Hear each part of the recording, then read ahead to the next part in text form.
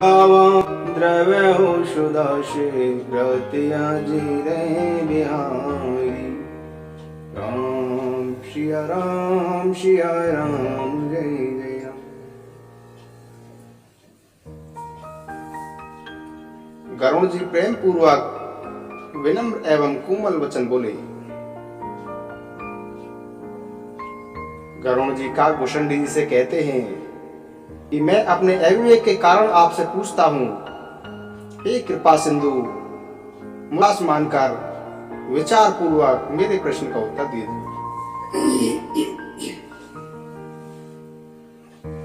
हे प्रभु, आप सब कुछ जानने वाले हैं, तत्व के ज्ञाता हैं, माया से दूर, उत्तम बुद्धि से युक्त, सुशील सरल आचरण वाले, ज्ञान वैराग्य और विज्ञान के धाम तथा श्री रघुनाथ जी के प्रिय दास हैं। कारण कवन देहि यह पाई, ताते सकल मोहि कहूं बुझाई। राम चरित शरे सुंदर स्वामी, पायहूं कहाँ कहूँ नब गामी। हे प्रभु, आपने यह काक का शरीर कैसे प्राप्त किया? यह सुंदर रामचरित आपने कहां से सुना? यह भी मुझे समझाकर बताइए। हे नाथ, मैंने शिव जी से ऐसा सुना है कि महाप्रलय में भी आपका नाश नहीं होता और शिव जी कभी मिथ्या वचन नहीं कहते। अतः मेरे इस संदेह को दूर कीजिए। नाग, मनुष्य, देवता, चर अचर जीव तथा यह संपूर्ण काल का कलेवा है। जो भी जन्म लेता है उसकी मृत्यु निश्चित है। असंख्य ब्रह्मांडों का नाश करने वाला काल सदा ही आवश्यक है। ऐसा वह अत्यंत भयंकर काल आप पर अपना प्रभाव नहीं दिखलाता। हे प्रभु, इसका क्या कारण है? मुझे बताइए कि यह ज्ञान का प्रभाव है या योग का बल है। हे प्रभु, आपके आश्रम में आते ही मेरा मोह और भ्रम नष्ट हो गया। इसका क्या कारण है? हे नाथ, यह सब मुझे प्रेम पूर्वक बताइए। भगवान शिव कहते हैं कि हे उमा, गरुण जी की वाणी सुनकर काकभूषण जी प्रसन्न हुए और प्रेम से बोले कि हे सर्पों के शत्रु, आपकी बुद्धि धन्य है। आपने प्रश्न किए है, यह प्रश्न मुझे बहुत अच्छा लगा। आपके प्रेम युक्त ऐसे सुंदर प्रश्न सुनकर मुझे अनेक जन्मों की याद आ गई है। मैं अपनी सब कथा विस्तार पूर्वक कहता हूं, आप सादर सहित मन लगाकर सुनिए। जप तप मकेशम दमे व्रत दाना, बिरति विवेक जोगी विज्ञाना। सब कर फल रघुपति पद प्रेमा, तेहि बिनु कोई न पावई क्षेमा। काकभूषण जी कहते हैं कि अनेक जप तप यज्ञ शम दम व्रत दान वैराग्य विवेक योग विज्ञान आदि सबके फल श्री राम जी के चरणों में प्रेम होता है। इन सब का यही फल है कि प्रभु श्री राम जी के चरणों में प्रेम होना, इसके बिना किसी को भी कल्याण प्राप्त नहीं हो सकता। मैंने इसी शरीर से श्री राम जी की भक्ति प्राप्त की है, इसलिए इस शरीर पर मेरी ममता अधिक है। जिससे अपना स्वार्थ सिद्ध होता है, उससे सभी प्रेम करते हैं। हे गरुण जी, वेदों में ऐसी नीति है और सज्जन भी यही कहते हैं कि अपना समझकर अत्यंत नीच व्यक्ति से भी प्रेम करना चाहिए। रेशम कीड़े से पैदा होता है और उसी से सुंदर रेशमी वस्त्र बनते हैं। इसीलिए उस परम अपवित्र कीड़े को भी लोग अपने प्राणों के समान पालते हैं। जीव के लिए सच्चा स्वार्थ यही है कि मन वचन और कर्म से श्री राम जी के चरणों में उसका प्रेम हो। वही शरीर पवित्र और सुंदर है जिसे पाकर श्री राम जी का भजन किया जाए। जो व्यक्ति श्री राम जी के विमुख है, यदि उसे ब्रह्मा जी के समान शरीर मिल जाए तो भी कवि और विद्वान उसकी प्रशंसा नहीं करते। इसीलिए शरीर से मेरे हृदय में राम भक्ति उत्पन्न हुई। इसीलिए हे स्वामी, यह शरीर मुझे अत्यंत प्रिय है। मेरा मरण भी अपनी इच्छा पर है, परंतु फिर भी मैं यह शरीर नहीं छोड़ता, क्योंकि वेदों ने बताया है कि शरीर के बिना भजन नहीं हो सकता। पहले मोह ने मेरी बड़ी दुर्दशा की थी। श्री राम जी के विमुख होकर मैं कभी सुख से नहीं सो सका। मैंने अनेक जन्मों में नाना प्रकार के योग, जब तक यज्ञ और दान आदि कर्म किए। हे गरुण जी, संसार में ऐसी कौन योनि है जिसमें मैंने बार बार जन्म नहीं लिया हो। मैंने सब कर्म करके देख लिए, पर इस जन्म की भांति मैं कभी सुखी नहीं हुआ। मुझे अनेक जन्मों की याद है, क्योंकि श्री शिव जी की कृपा से मेरी बुद्धि को मोह नहीं गिर सका। अब मैं आपको अपने प्रथम जन्म के चरित्र कहता हूं, जिन्हें सुनकर प्रभु के चरणों में प्रीति उत्पन्न होती है तथा जिससे सब कलेश मिट जाते हैं। पूर्व कल्प में पापों का मूल युग कलयुग था, जिसमें पुरुष और स्त्री सभी अधर्म परायण और वेद विरोधी थे। उसी कलयुग में मुझे अयोध्यापुरी में शूद्र का शरीर प्राप्त हुआ। मैं मन, वचन और कर्म से शिव जी का सेवक और दूसरे देवताओं की निंदा करने वाला अभिमानी था।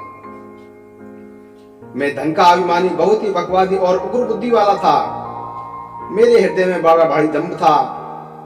यद्यपि मैं श्री रघुनाथ जी की राजधानी में रहता था, फिर भी मैं उस समय उसकी महिमा नहीं जान सका। अब मैंने अवध का प्रभाव जाना है। वेद, शास्त्र और पुराणों ने ऐसा कहा है कि किसी भी जन्म में जो कोई अयोध्या में निवास कर लेता है, वह अवश्य ही श्री राम जी के प्रति आसक्त हो जाता है। अवध का प्रभाव जीव तभी समझ सकता है जब हाथ में धनुष धारण करने वाले श्री राम जी उसके हृदय में निवास करते हैं। वह कलिकाल बड़ा कठिन था। उसमें सभी नर नारी पापों में लिप्त थे। कलयुग के पापों ने सब धर्मों को ग्रस्त कर लिया था। सब सद्ग्रंथ लुप्त हो गए थे। घमंडी व्यक्तियों ने अपनी बुद्धि से कल्पना करके अनेक पंथ प्रकट कर दिए थे। सभी लोग मोह के वशीभूत हो गए थे। शुभ कर्मों का लोभ ने ग्रस्त कर लिया। ये ज्ञान के भंडार, वे श्री हरि के वाहन सुनिए। अब मैं कलयुग के कुछ धर्म बताता हूं। कलयुग में वर्ण धर्म रहता है। कलयुग में चारों आश्रम रहते हैं। सभी स्त्री पुरुष वेदों का विरोध करते रहते हैं। ब्राह्मण वेदों को बेचने वाले और राजा प्रजा को खा डालने वाले होते हैं। वेद की आज्ञा कोई नहीं मानता। जिसे जो अच्छा लग जाए वही मार्ग है। जो डींग मारता है वही पंडित है। जो मिथ्या आडंबर रचता है वही दंभी है। उसी को सब संत कहते हैं। जो दूसरों का धन हरण कर ले वही बुद्धिमान है। जो दंभ करता है उसी को बड़ा आचार्य माना जाता है। जो झूठ बोलता है और हंसी दिल्लगी करता है, कलयुग में उसी व्यक्ति को गुणवान कहा जाता है। जो आचारहीन है और वेद मार्ग को छोड़ देता है, कलयुग में वही व्यक्ति ज्ञानी है। वही वैराग्यवान माना जाता है। जिसके बड़े बड़े नख और लंबी लंबी जटाएं हैं, कलयुग में वही प्रसिद्ध तपस्वी कहलाता है। जो अमंगल वेश और अमंगल भूषण धारण करते हैं और भक्षय अभक्षय कुछ भी खा लेते हैं, वे ही योगी हैं। वे ही सिद्ध हैं और कलयुग में उनकी ही पूजा होती है। जो अपने आचरण से दूसरों का हित करते हैं, उनको बड़ा गौरव प्राप्त होता है और वे ही सम्मान के योग्य माने जाते हैं। जो मन, वचन और कर्म से झूठ बोलने वाले होते हैं, कलयुग में वही अच्छे वक्ता माने जाते हैं। सभी मनुष्य स्त्रियों के वश में रहकर बाजीगर के बंदर की भांति नाचते हैं। शूद्र ब्राह्मणों को ज्ञान का उपदेश देते हैं और गले में जनेऊ डालकर दान ग्रहण करते हैं। सभी पुरुष काम और लोभ में तत्पर तथा क्रोधी तथा देवता ब्राह्मण वेद और संतों के विरोधी होते हैं। अभाग्नि स्त्रियां गुणों के धाम अपने सुंदर पति को छोड़कर परपुरुष का सेवन करती हैं। सुहागिनी स्त्रियां आभूषणों से रहित होती हैं, पर विधवाएं नित्य नई श्रृंगार करती हैं। शिष्य और गुरु में बहरे और अंधे के समान हिसाब होता है। शिष्य गुरु के उपदेश को नहीं सुनता, इसीलिए उसे ज्ञान दृष्टि प्राप्त नहीं होती। जो गुरु शिष्य का धन हरण कर लेता है पर शोक नहीं करता, वह घोर नरक में पड़ता है। माता पिता बालकों को बुलाकर वही धर्म सिखलाते हैं जिससे पेट भरे। ये स्त्री पुरुष ब्रह्म ज्ञान के सिवा दूसरी बात ही नहीं करते, पर वे थोड़े से लोभ के लिए ब्राह्मण और गुरु की हत्या तक कर डालते हैं। शूद्र ब्राह्मणों से कहते हैं कि हम तुमसे कुछ कम नहीं हैं। जो ब्रह्म को जानता है वही श्रेष्ठ ब्राह्मण है। ऐसा कहकर वे उन्हें आंख दिखलाते हैं। जो पराई स्त्री में आसक्त, कपट करने में चतुर और मोह द्रोह और ममता में लिपटे हैं, वे ही व्यक्ति ब्रह्मा और जीव को एक बताने वाले ज्ञानी हैं। मैंने उस कलयुग का यह चरित्र देखा है। वे स्वयं तो नष्ट होते ही हैं, जो सन्मार्ग का प्रतिपालन करते हैं वे उन्हें भी नष्ट कर देते हैं। जो तर्क करके वेद की निंदा करते हैं, वे लोग युगों तक नरकों में पड़े रहते हैं। तेली, कुमार, चांडाल, भील, कौल और कलवार आदि निम्न वर्ण के व्यक्ति स्त्री के मरने पर अथवा घर की संपत्ति नष्ट हो जाने पर सिर मुड़ाकर सन्यासी बन जाते हैं। ब्राह्मण उनकी पूजा करते हैं और अपने ही हाथों से अपने दोनों लोक नष्ट कर देते हैं। ब्राह्मण अपड़, लोभी, कामी, आचार भ्रष्ट, मूर्ख और नीच जाति की व्यभिचारिणी स्त्रियों में संपर्क बना लेते हैं। शूद्र नाना प्रकार के जप तप और व्रत करते हैं तथा ऊंचे आसन पर बैठकर प्राणों का परायण करते हैं। प्रत्येक व्यक्ति मनचाहा आचरण करता है, ऐसी अपार अनीति का वर्णन नहीं किया जा सकता। कलयुग में सब लोग वर्ण संकर और मर्यादा से हट गए हैं। वे पाप करते हैं और उसके फलस्वरूप दुख, भय, रोग, शोक व प्रिय वस्तु का वियोग प्राप्त करते हैं। वेद सम्मत वैराग्य व ज्ञान से युक्त जो हरि भक्ति का मार्ग है, मोहवश व्यक्ति उस मार्ग पर नहीं चलते और अनेक नए नए पंथों की कल्पना करते हैं। सन्यासी धन खर्च करके अपने घर को सजाते हैं, उनमें वैराग्य नहीं रहा, उसका तो विश्व ने हरण कर लिया है। तपस्वी धनवान हो गए हैं और गृहस्थी दरिद्र हो गए। कलयुग की लीला तो कुछ कही नहीं जाती। कुलवती तथा सती स्त्री को पुरुष घर से निकाल देते हैं और घर में दासी को रख लेते हैं। पुत्र अपने माता पिता को तभी तक मानते हैं जब तक स्त्री का मुंह नहीं देख लेते। जब से ससुराल प्यारी लगने लगती है, तब से वह कुटुंबी शत्रु रूप हो जाते हैं। राजा लोग पाप परायण हो गए हैं, उनमें धर्म नहीं रहा। वे प्रजा को नित्य बिना अपराध के ही दंड देकर उसकी दुर्दशा किया करते हैं। धनी लोग मलिन होने पर वे कुलीन माने जाते हैं। द्विज का चिन्ह जनेऊ मात्र रह गया है और नंगा बदन रहना तपस्वी का हो गया है। जो वेद व प्राणों को नहीं मानते, कलयुग में वे ही प्रभु के भक्त और सच्चे संत कहलाते हैं। कवि तो अनेक हो गए, पर कवियों का आश्रयदाता कोई सुनाई नहीं पड़ता। गुण में भी दोष निकालने वाले बहुत, पर गुणी कोई नहीं है। कलयुग में बार बार अकाल पड़ते हैं, अन्न के बिना लोग दुखी होकर मरते हैं।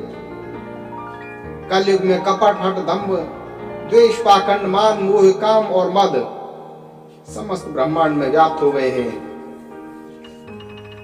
मनुष्य जब तप, यज्ञ, व्रत और दान आदि धर्म तामसी भाव से करने लगे हैं। इंद्र पृथ्वी पर जल नहीं बरसाते और बोया हुआ अन्न उगता नहीं। स्त्रियों के बाल ही उनके रह गए हैं, अर्थात उनके शरीर पर कोई आभूषण नहीं रह गया। उनको भूख भी अधिक लगती है, अर्थात वे सदा अतृप्त ही रहती हैं। वे धनहीन और अनेक प्रकार की ममता के कारण दुखी रहती हैं। वे सुख तो चाहती हैं पर धर्म में उनकी आस्था नहीं है। बुद्धि थोड़ी और कठोर है, उनमें कोमलता नहीं है। मनुष्य रोगों से पीड़ित है, कहीं सुख नहीं मिलता है। अकारण ही अभिमान और विरोध करते हैं। 10-5 वर्ष का सा थोड़ा सा जीवन है, परंतु घमंड ऐसा है मानो प्रलय होने पर भी उनका नाश नहीं होगा। कलिकाल ने मनुष्य को अस्त व्यस्त कर दिया है। कोई बहन बेटी का विचार नहीं कर रहा है। लोगों में न संतोष है, न विवेक है, न शीतलता ही है। सभी जाति कुजाति के लोग भीख मांगने वाले बन गए हैं। ईर्ष्या, कड़वे वचन और लालच भरपूर हो रहा है। समता समान हो गई है। सब कोई वियोग और शोक से भरे हुए हैं। वर्ण आश्रम धर्म के आचरण नष्ट हो गए। इंद्रियों का दमन, दान, दया और समझदारी किसी में नहीं रही। मूर्खता और दूसरों को ठगना यह बहुत अधिक बढ़ गया है। सभी स्त्री पुरुष शरीर के ही पालन पोषण में लगे हुए हैं। संसार भर में केवल वही व्यक्ति रह गए हैं जो दूसरों की निंदा करते हैं। कलिकाल पाप और अवगुणों का घर है, किंतु कलिकाल में एक गुण भी है कि उसमें बिना परिश्रम के ही भाव बंधन से छुटकारा मिल जाता है। सतयुग, त्रेता और द्वापर में जो गति पूजा, यज्ञ और योग से प्राप्त होती रही है, वही गति कलयुग में लोग केवल भगवान के नाम से प्राप्त कर लेते हैं। सतयुग में सभी योगी और विज्ञानी होते हैं। प्रभु का ध्यान करके सब भवसागर से तर जाते हैं। त्रेता में मनुष्य अनेक प्रकार के यज्ञ करते हैं और सब कर्मों को प्रभु को समर्पित करके भवसागर से पार हो जाते हैं।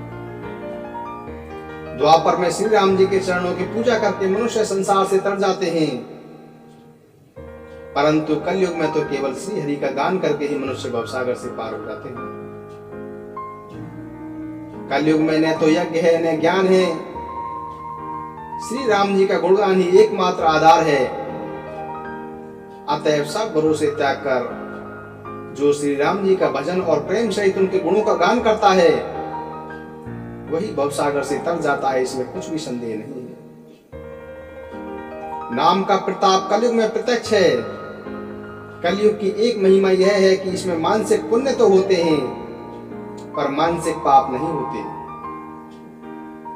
यदि मनुष्य विश्वास करे तो कलयुग के समान दूसरा युग नहीं है, क्योंकि इस युग में श्री राम जी के निर्मल गुण को गाकर मनुष्य बिना परिश्रम के ही संसार रूपी समुद्र से पार हो जाता है। धर्म के 4 चरण हैं, सत्य, दया, तप और दान, जिनमें से कलयुग में केवल एक दान रूपी चरण ही प्रधान है। किसी भी प्रकार का दान ही कल्याण करता है। श्री राम जी की माया से प्रेरित होकर लोगों के हृदय में सभी युगों के धर्म नित्य प्रति होते रहते हैं।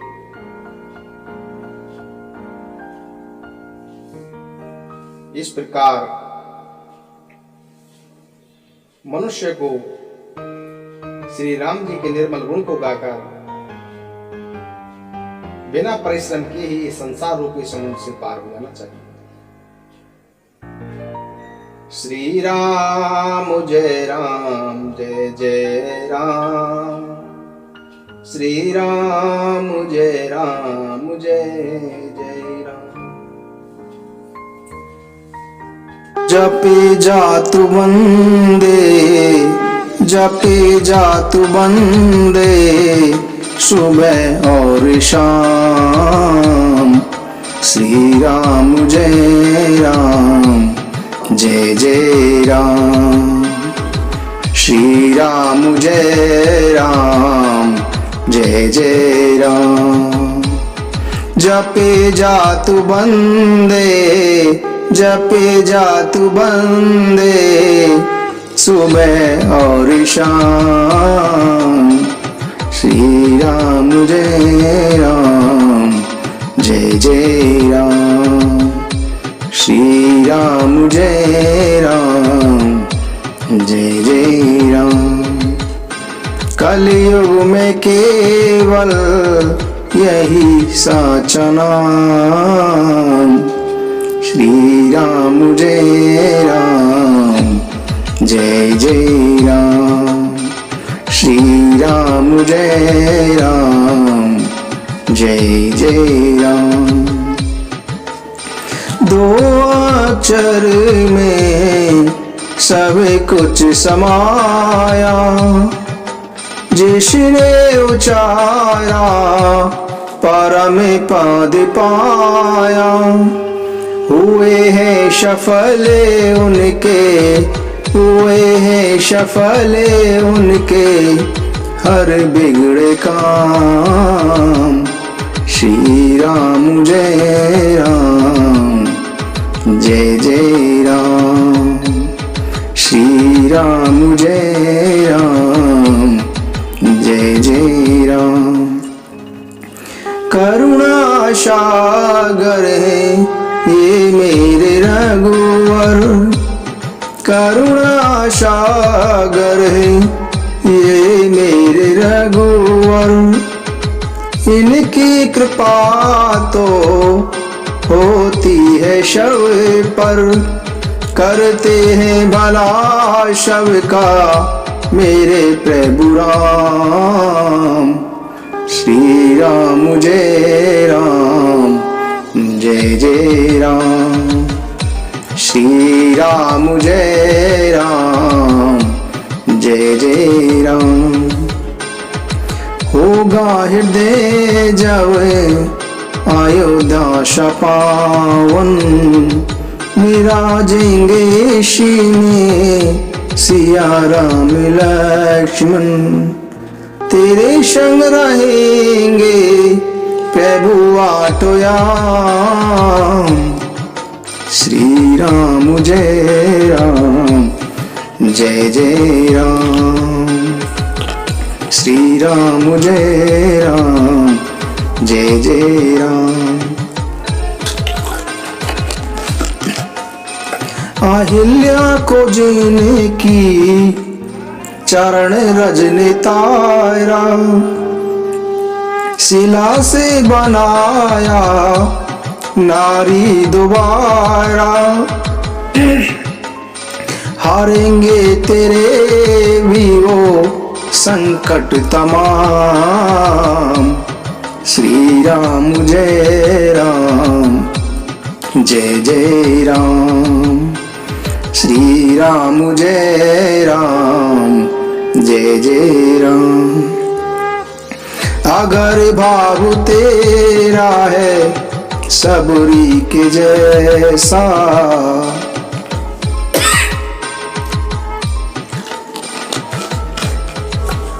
अगर भाव तेरा है सबरी के जैसा, होगा अचानक चमत्कार ऐसा।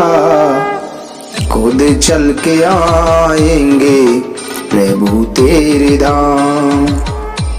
श्री राम जय राम जय जय राम। श्री राम जय राम जय जय राम। जपे जातु बंदे, जपे जातु बंदे सुबह और शाम। श्री राम जय राम जय जय राम।